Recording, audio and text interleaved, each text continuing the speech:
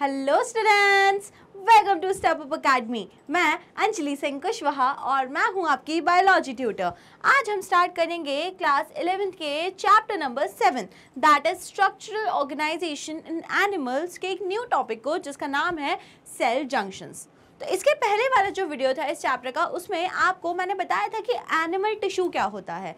Basically इस chapter में हम डील करने वाले हैं with various kinds of animal tissue और हमने उसमें देखा था कि animal tissues are of 4 types. 4 type के होते हैं एनिमल टिश्यू को मेनली 4 क्लासेस में डिवाइड किया गया है। पहला कौन सा था जो आप पढ़ चुके हो? That was epidermal tissue. Second is connective tissue, third is muscular tissue, and lastly it is neural tissue. So there are 4 types of animal tissue which you have to learn, which are given in your syllabus, and there are only these 4 types. लेकिन आप जब पढ़ते हो epidermal tissue, उसमें एक last topic होता है जिसका नाम होता है सेल जंक्शंस। तो सेल जंक्शंस पे एक सेपरेट बहुत छोटा सा वीडियो होगा जिससे आपको अलग से अच्छे से समझ में आ जाएगा कि सेल जंक्शंस का कंसेप्ट क्या होता है। तो सबसे पहली बात, आपको पता है सेल क्या होता है? सेल, आप सब अवेयर हैं कि सेल क्या है? It is a structural and functional unit of an organism. वो बेसिक यूनिट जिससे मिलकर आप सब बने हैं वो सेल है। अगर मैं बात करूं जंक्शन क्या होता है, तो आप जंक्शन को कैसे डिफाइन करोगे बताओ? जंक्शन कोई भी एक ऐसा पॉइंट होता है या तो जिससे बहुत सारी चीज़ें ऐसे करके ओरिजिनेट हो रही हों, या फिर जिस पे आके बहुत सारी चीज़ें, ओरिजिनेशन तो नहीं बोलना चाहिए, जिस पर आकर बहुत सारी चीज़ें आके मर्ज हो रही हों।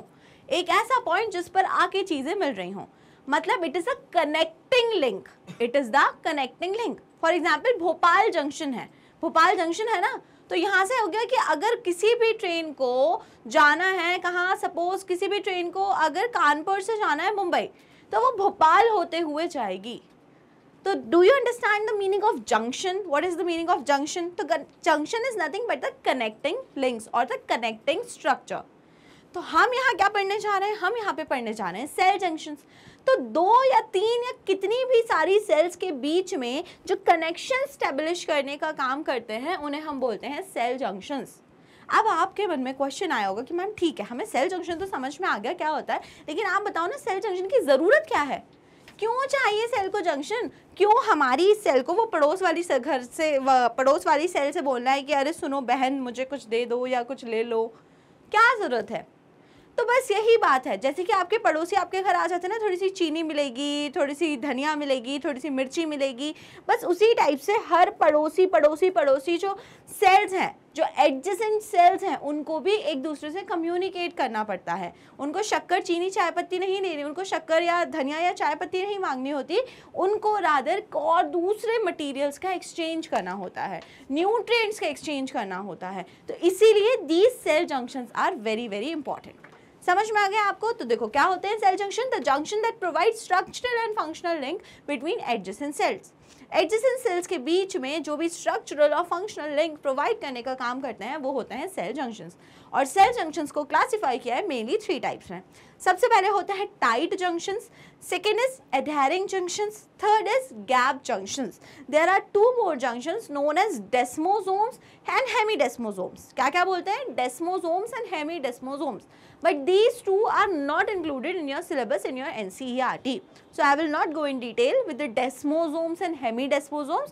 I will just explain you these 3 junctions that are tight junction, adherent junction and the gap junctions. ठीक है, इनके नाम से ही काफ़ी कुछ चीज़ें समझ में आएंगी। जैसे कि डिस्कस करते हैं सबसे पहले टाइट जंक्शंस। टाइट जंक्शंस की अगर हम बात करें तो आपको उसके नाम से क्या समझ में आ रहा है? Tight, what is the meaning of tight? कोई भी चीज़ इतनी ज़्यादा क्लोजली पैक्ड है, इतनी ज़्यादा अटैच्ड है कि अगर किसी सब्सटेंस को मूव भी करना हो तो वो यहाँ से वहाँ ना जा पाए। तो टाइट जंक्शन का काम ही यही हो गया कि एक सेल से दूसरी सेल के बीच में कोई भी सब्सटेंस का लीकेज ना हो, वो लीकेज को प्रिवेंट करने का काम कर रहा है। तो टाइट जंक्शन का काम क्या हो गया? To prevent leakage.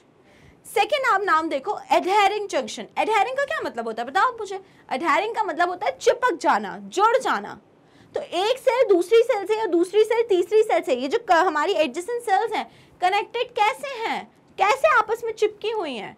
अलग अलग हो जाती ना, हर सेल इंडिपेंडेंट है, चली जाती कहीं पे भी रहने खुद से। लेकिन नहीं, सारी सेल्स एक साथ हैं, अरेंज्ड है एक पर्टिकुलर ऑर्डर में, एक फैशन में। तो ये जो सेल्स एक दूसरे से जुड़ी हुई हैं, अटैच्ड है, अडेयर हैं, it is due to adhering junction, it is due to adhering junction.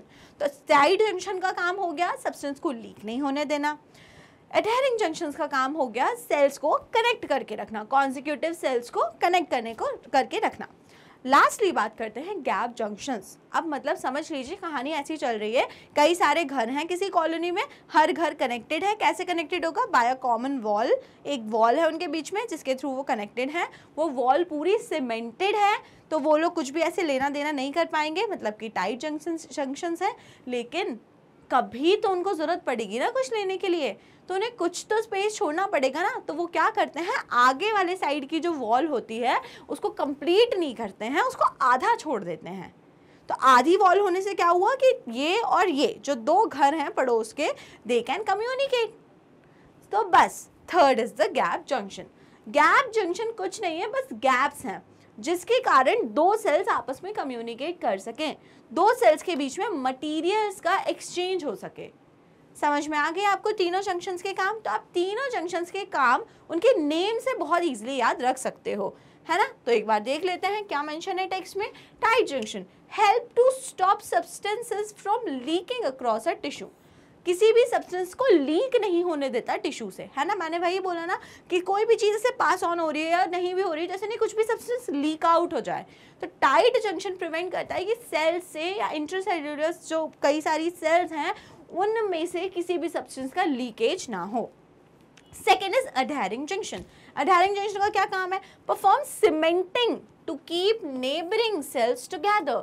वही बात हो गई ना सीमेंटिंग वाली कि अरे कि दो घर हैं वो कनेक्टेड कैसे हैं, एक वॉल है और वॉल जो होगी वो क्या जोड़ के, मतलब कैसे बनी होगी, जो दोनों वॉल्स को ऐसे जोड़ा होगा थ्रू सीमेंट। तो अडेयरिंग जंक्शन कैसा काम कर रहे हैं? सीमेंटिंग का, जोड़ देने का काम कर रहे हैं अडेयरिंग जंक्शन।